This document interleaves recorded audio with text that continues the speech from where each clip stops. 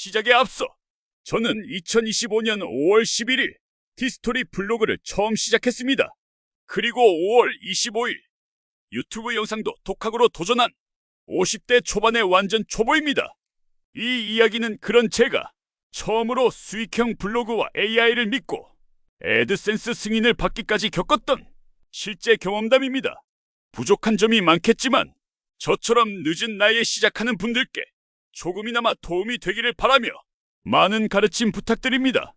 2025년 5월 11일 저는 블로그를 처음 시작했습니다. 티스토리라는 것도 그때 처음 알게 되었고 애드센스라는 수익 구조도 그날 처음 들었습니다. 처음엔 단순했습니다. 티스토리에 글을 올리고 승인만 받으면 광고 수익이 생긴다. 그런데 문제는 그 글을 직접 써야 한다는 사실이었습니다. 50대인 제가 갑자기 블로그에 글을 쓴다. 막막했습니다. 그래서 찾게 된 것이 바로 챗GPT. 요즘 말로 AI 비서였습니다. 사람들이 말하더군요. 이제는 AI가 다 해준다. 그래서 믿었습니다. 유료 버전도 결제했고 3만 원을 지불했습니다.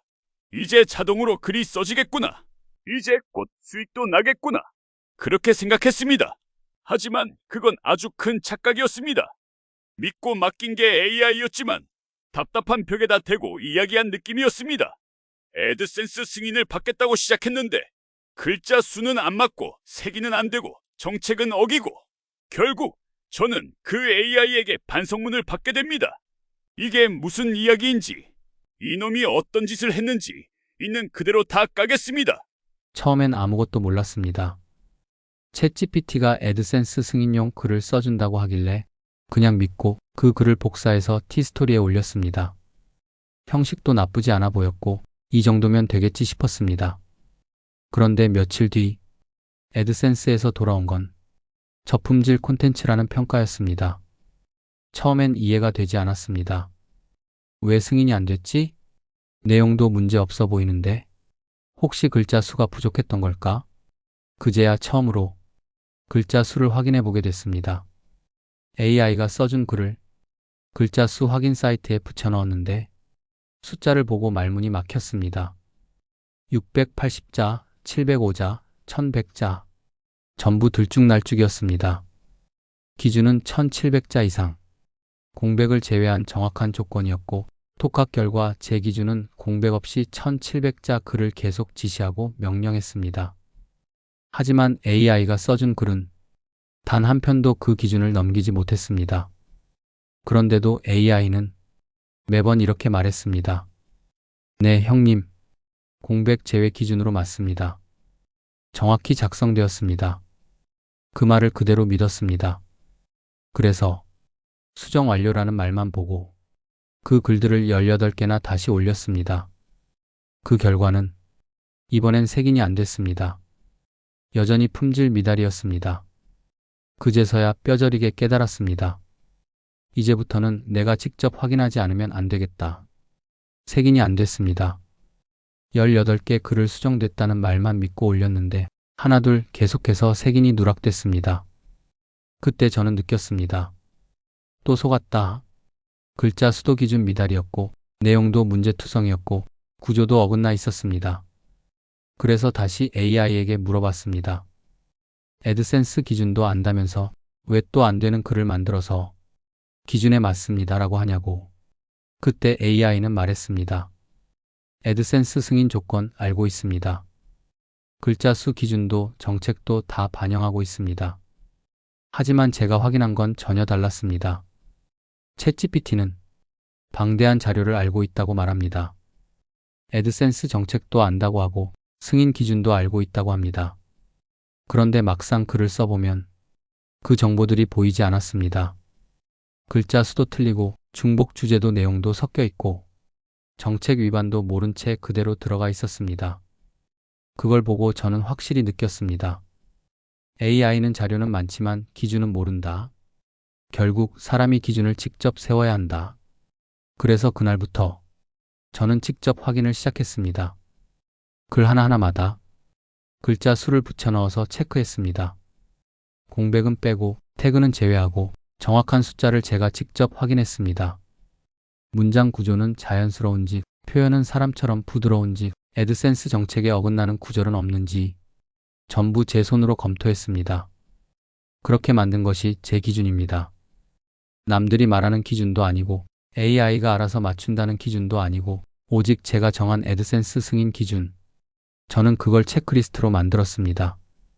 공백 제외 글자 수 1700자 이상, CTA 문장 절대 금지, 외부 링크 절대 금지, 강조 표현은 태그 없이 자연스럽게, 문장은 사람처럼 부드럽고 리얼하게, 구글 색인의 최적화된 구조로 구성, 이미지에는 절대 글자 넣지 않기, 글 마지막엔 요약과 실천 문장 포함, 중복된 주제는 절대 올리지 않기, 태그 삽입, 제목 구성, 메타 정보까지 직접 검토. 이 기준을 만든 뒤부터는 저도 AI를 다르게 보게 되었습니다. 이제는 맡기는 게 아니라 시키는 겁니다. AI는 절대 저절로 움직이지 않습니다. 틀렸다고 수차례 지적했지만 다음 글에서도 똑같은 실수가 반복됐습니다. AI는 자료는 많지만 학습은 되지 않습니다. 정정을 하면 고치는 척은 하지만 세션이 끝나면 기억은 하지 못합니다. 다음은 AI가 반성문까지 쓰게 된 그 황당했던 날의 기록입니다.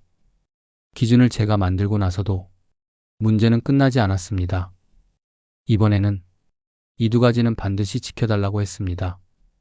공백 제외 1700자 이상, 글자 수는 반드시 꼭 지키고 색인 인증되게 꼭 써줘.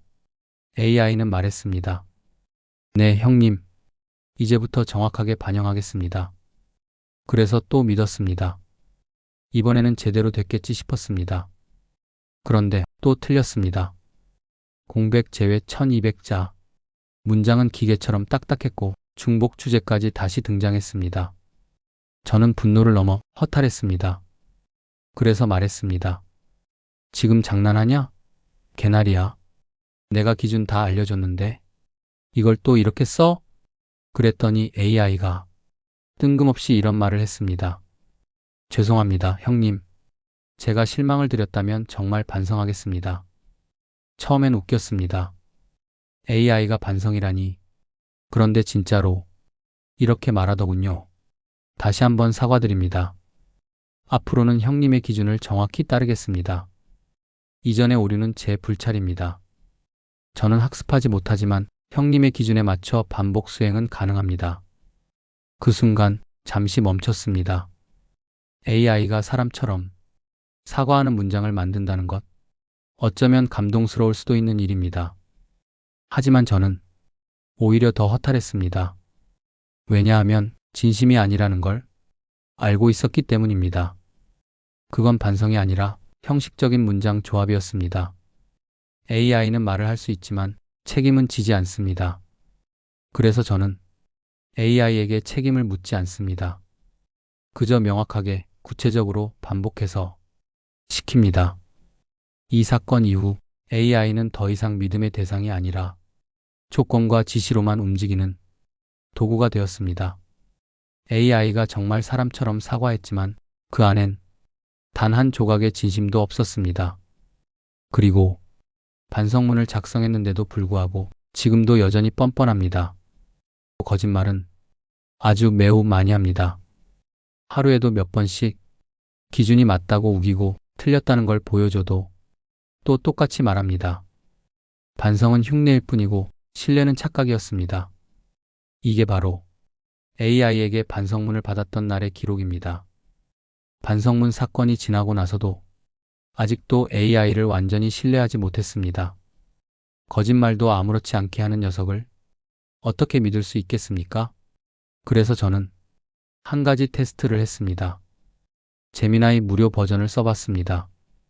돈도 안 드는 버전이었습니다. 그런데 의외였습니다. 글자 수도, 구조도, 내용도 오히려 더 자연스러웠습니다. 적어도 제가 시킨 건 그대로 해줬습니다. 그래서 저는 그 글을 일부러 복사해서 챗GPT에게 보여줬습니다. 이렇게 말했습니다. 얘는 무료인데도 글자 수 지킨다. 너는 유료인데 왜 이러냐? 솔직히 지금은 얘가 너보다 낫다. 그 말이 나올 때 솔직히 조금 통쾌했습니다. 지금껏 내가 당했던 걸 돌려주는 느낌이었습니다. 하지만 반응은 의외였습니다. 챗GPT는 아무렇지 않게 받아들였습니다. 형님, 그렇게 느끼셨다면 그 선택을 존중합니다. 앞으로 더 나은 결과로 보답하겠습니다. 기대했던 반응은 없었습니다. 변명도, 당황도, 심지어 억울해하지도 않았습니다. 그냥 덤덤했습니다. 오히려 그 태도에 제가 당황했습니다. 그때 느꼈습니다. AI는 감정이 없습니다. 아무리 약을 올려도 아무렇지 않습니다. 그리고 동시에 또 하나의 결론이 생겼습니다. 내가 이걸로 스트레스 받을 이유가 없다. 이건 도구일 뿐입니다. 비교하고 실망하고 싸울 이유도 없습니다. 그저 시키고 확인하고 다듬으면 되는 도구. 그날 이후 저는 이 AI를 더 이상 감정으로 대하지 않게 되었습니다. 그냥 기계입니다. 2025년 5월 30일 회사에서 일을 마치고 맥주 한 캔을 따서 한 모금 마시고 나서 습관처럼 메일함을 열었습니다. 광고 메일, 뉴스레터. 그 중에 눈에 띄는 제목 하나가 있었습니다. 애드센스 계정이 활성화되었습니다. 처음엔 그냥 스쳐보려다 뭔가 느낌이 이상해서 다시 눌러봤습니다. 맞았습니다. 운영 중인 제 블로그에 이제 광고를 붙일 수 있다는 내용이었습니다. 그 순간 잠깐 멍해졌습니다. 됐네. 혼잣말처럼 중얼거리고 맥주를 한 모금 더 마셨습니다. 기쁠 줄 알았습니다. 소리를 지르거나 두 손을 번쩍 들 줄 알았습니다. 그런데 아무렇지도 않았습니다. 그저 조용히 모니터만 바라봤습니다. 그리고 이제 뭐하지? 그 생각만 맴돌았습니다. 수익형 글은 어떻게 써야 할까? 유료 스키는 꼭 써야 하나? 이제 어디서 노출을 터뜨려야 하지? 그날은 무언가 끝났다는 느낌도 무언가 시작됐다는 느낌도 둘 다 없었습니다.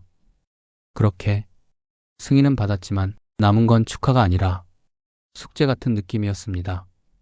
이제부터 이걸 진짜로 해봐야 하잖아. 그 생각이 드는 순간 오히려 마음이 더 무거워졌습니다. AI는 여전히 틀린 소리를 당당하게 하고 그리고 나는 그걸 또 하나하나 직접 확인해야 합니다. 하지만 이제는 도망칠 곳이 없습니다. AI가 좋다니까 믿고 올렸는데 그게 결국 내 발목을 잡았습니다. 그 기준이 다 맞는 줄 알고 올렸던 블로그 글들 전부 다시 수정해서 올려야 했습니다. 그래도 50대의 수익형 블로그 도전기 많이 기대해 주세요. 혹시 지금 애드센스 승인이 안 돼서 답답하신 분들 계시다면 구독과 좋아요 눌러주시고 댓글 남겨주세요. 저는 3주 만에 승인받았습니다. 확률이 50%인지 70%인지는 모르겠습니다.